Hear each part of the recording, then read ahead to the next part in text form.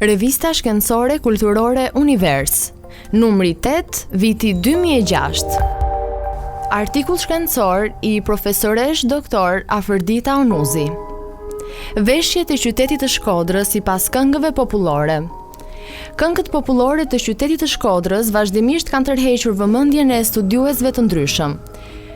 Për etnomuzikologët, ato paraqesin interes, jo vetëm për melosin e tyre, por edhe për veglat muzikore dhe formacionet shoqëruese. Studiuesve të poezisë popullore u kanë tërhequr vëmendjen forca emocionale dhe figurat artistike të përdorura në tekstet e tyre. Ndërsa historianët shpeshherë janë referuar këtyre këngëve për të dokumentuar ngjarje të ndryshme historike. Ndërkohë, interes të veçantë paraqesin ato edhe për etnologët. Jo rrallë në vargjet e tyre janë ndeshur informacione të vlefshme që pasqyrojnë aspekte të ndryshme të jetës së përditshme dhe ngjarje të ndryshme.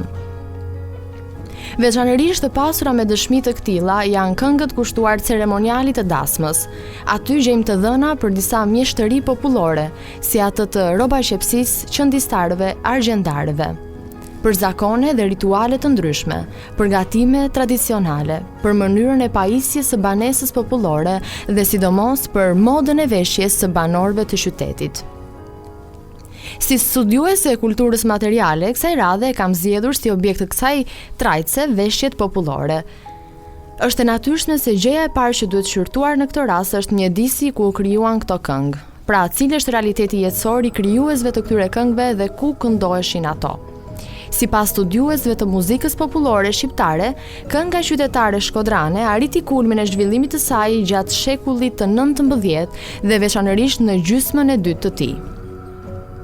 Pikërisht në këtë kohë qyteti i Shkodrës përjetonte kulmin e zhvillimit të tij ekonomik, historik, kulturor dhe social. Në këtë kohë kishin arritur apogjeun e tyre dhe mjeshtërinë e ndryshme popullore.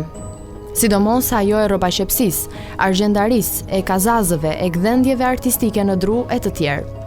Në këto kushte, në Shkodrën e lulëzuar prej kohësh ishte krijuar dhe një elitë shoqërore e përbërë nga popullsi të dy besimeve, musliman dhe katolik, e cila e kishte të nevojshme dhe i kishte të gjitha mundësitë të vishej dhe të jetonte me saltanete si ato të aristokracisë së kryeqendrës së perandorisë osmane. Këtë realitet e dëshmojnë jo vetëm veshjet luksoze që përdoreshin atë kohë, por edhe stili dhe arkitektura e ndërtimeve të ndryshme, duke përfshirë edhe banesën popullore, si dhe mënyrën e mobilimit të saj me orendi dhe shtroje të kushtueshme, me gdhendje artistike në dru, me pajisje dhe enë prej argjendi dhe porcelanit të shtrenjtë. Për shkak të lidhjeve të vazhdueshme tregtare, ekonomike dhe kulturore midis hapësirës shkodrane dhe kryeqytetit perandorak, gradualisht veshjet e modës orientale u përhapën edhe në shtresat e tjera qytetare, gjë që ndodhi jo vetëm në qytetet shqiptare, por edhe në ato të vendeve të tjera ballkanike. E vërteta është se moda orientale të veshurit për shkak të vlerave estetike është ndjerë më shumë në veshjet ceremoniale, sidomos në ato të përdorura nga nuse ditën e dasmës, kur lipsej më shumë se kurraj luks dhe shkëlqimi krijuar nga zbukurimet e bëra me fije ari i argjendi. Ndaj dhe në vargjet e këngëve popullore përmenden më shumë veshjet e kësaj dite, të cilat herë janë të pranishme për të paraqitur bukurinë e nuses dhe herë për të treguar forcën ekonomike të familjes që bënte dasmën. Në një mas më të pakët, vargjet e këngëve qytetare shkodrane na informojnë edhe për modën e veshjes së burrave gjatë periudhës midis shekullit të 19 e deri në fillim të shekullit të 20. Mbështetur në burime të ndryshme dokumentare si testamente personazh të ndryshëm, shënime udhëtarësh dhe studiuesish të huaj dhe vendas, si dhe tablo të piktorëve dhe fotove të bëra nga piktore, fotograf të kohës, Idromeno, Rota, Marubi e të tjerë, si dhe informacioni të marrë nga vargjet e këngëve popullore, mësojmë se në qytetin e Shkodrës përdoreshin disa tipe dhe variante veshjesh si për burra dhe për gra. Për veshjen e burrave rezulton se bashkëjetonin njëkohësisht këto tipe veshjesh. Ai me fustanell të gjatë i shoqëruar me këmishën prej faqelli, xhamadani, dolloma dhe jeleku prej cohe të kuqe, të zbukuruara me tehrije të zezë dhe me fije ari, këpucë të kuqe me llapa.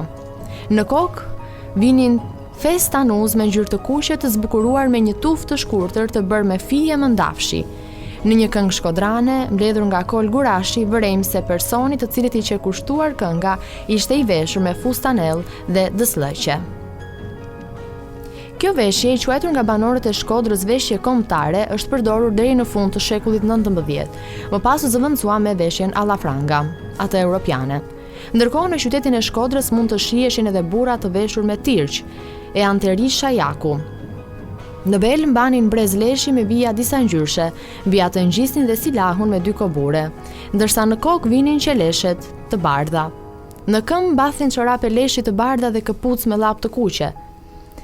Një pjesë tjetër e burrave të qytetit të Shkodrës, kryesisht të shtresave zejtare, visheshin me brenaveka të zeza, të qëndisura në pjesën e xhepave dhe te këmbëzat me gajtana ngjyrë vishnje, këmishë të bardhë prej faqellit të qepur alla franga, anteri cohe ngjyrë uthull të fortë, jelek të qëndisur me harxhe, si dhe një brez të mëndafsh ose prej leshi.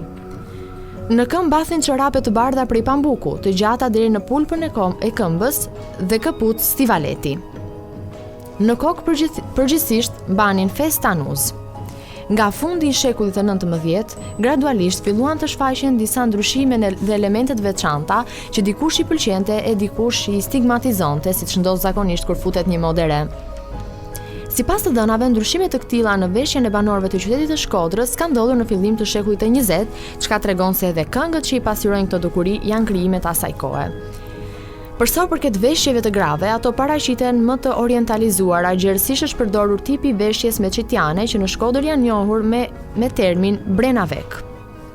Ky tip veshjeje ka ekzistuar në 2 variante, njëri mbajtur nga gratë e besimit musliman dhe tjetri nga ato të besimit katolik.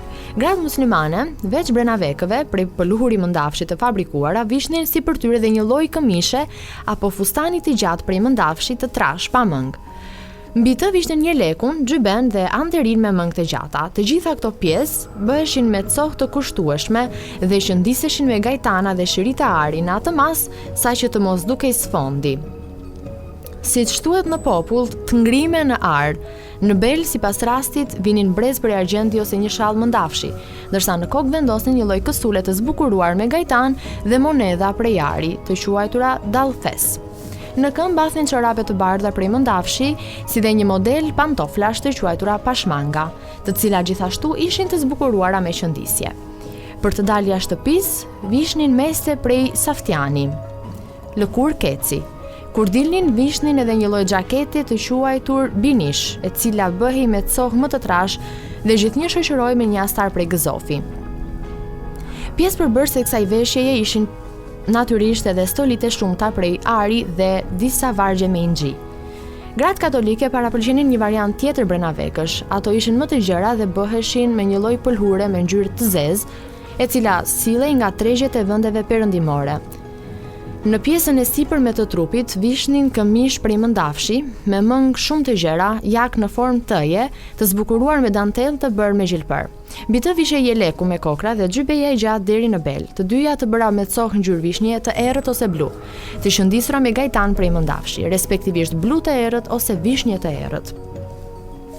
Në bel mbanin shalle prej mëndafshit të zbukuruara me katrore disa ngjyrësh, ndërsa në kokë vendosin një shami të bardhë të i dukshme të shoqëruar me një pjesë në formë gjuhe, e cila bëhej me material të trash prej mëndafshit të zbukuruar të qëndisur me fije ari. Kjo pjesë quhej salman. Gratë katolike kishin një frizurë karakteristike që krijohej nga flokë të ndara në mes. Në këmbë, njësoj si muslimanet mbanin çorape të bardha dhe të pashmangra të zbukuruara disi ndryshe nga ato të muslimanëve. Kur dilnin në rrugë, vishnin një lloj pelerine e quajtur japanxhe. Stolit e grave katolike ndryshonin në formë dhe modele, sigurisht nuk mungonte asnjëherë një varse me kryq. Në të njëjtën mënyrë paraqiten të veshura nuset edhe në vargjet e këngëve popullore qytetare. Gjithashtu përdoren të njëjta terma për emërtimin e pjesëve të tyre. Përgjithsisht kjo ishte moda e veshjes për gratë e qytetit të Shkodrës deri në fund të shekullit 20 dhe më rrallë në 10-vjeçarin e parë të shekullit 20. Sigurisht luksi i veshjes së asaj kohe duhet të ketë qenë për masave të mëdha që ato të fiksoheshin me këngë dhe të rezistonin kohës për të ardhur deri më sot, të përcjella gojë më gojë. Është e natyrshme të ketë hiperbola. Qëndronin pranë dy bukurit, nusja në moshën 15-16 vjeçare dhe veshjet e ngrira në ar, që të verbonin me shkëlqimin e tyre. Aty nga vitet 20-30 shekullit 20, gratë myslimane të qytetit të Shkodrës filluan të përdornin një veshje tjetër e cila, edhe pse tipit me qitjane, ishte më pak e ngarkuar në pjesët përbërëse dhe ndryshonte në materialin e përdorur, si dhe në formën e prerjes. Është fjala për të njëjtën veshje me dimi prej materialit të quajtur mermer, e cila në këtë periudhë që përhapur në të gjitha qytetet e Shqipërisë mesme. Mendoj se pas hyrimi i veshjeve popullore në këngët qytetare të qytetit Shkodrës lidhet në një farmase dhe me faktin se një pjesë e krijuesve të këtyre këngëve kanë qenë mjeshtra popullor, roba qepës dhe qëndistar, të cilët kanë lënë gjurmë pozitive në zhvillimin e ahengut shkodran. Gjithsesi, këngët e bukura shkodrane mbeten edhe një burim i pasur për të dëshmuar mbi kulturën materiale të këtij qyteti.